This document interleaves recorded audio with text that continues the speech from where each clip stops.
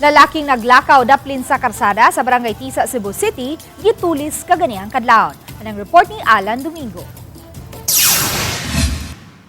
Makita sa video, kining lalaki nga naglakaw sa sidewalk, apan giduol kini sa usa ka lalaki nga daw adunay gipangayo. Taod-taod miabot ang motorsiklong gisakyan sa laing suspek kinsa nakadala na sa cellphone sa biktima. Midangop matud pas barangay ang biktima, apan dihang girespondehan sa mga tanod wa na maabti ang mga suspek.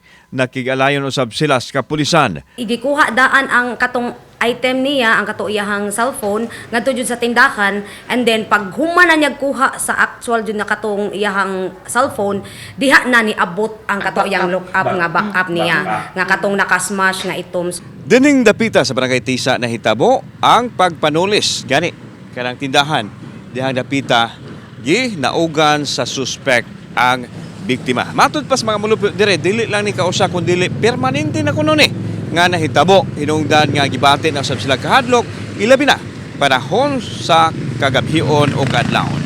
So same ra gyud kung giunsa to ang katong sa San Jose, mao ra gyud sa Santa Teresita. Tungod sa krimen nga nahitabo, nabalaka ang mga mulupyo sa dapit gani sayo na matud pa manirado ang ubang tindahan sa dapit. Wa hinuon magpa-interview ang mga mulupyo. Wala ang kapitan sa barangay atol sa pagbisita sa GMA RTV Balitang Bisdak, apan gipaniguro sa ilang staff nga gihimuan na kinig aksyon sa barangay.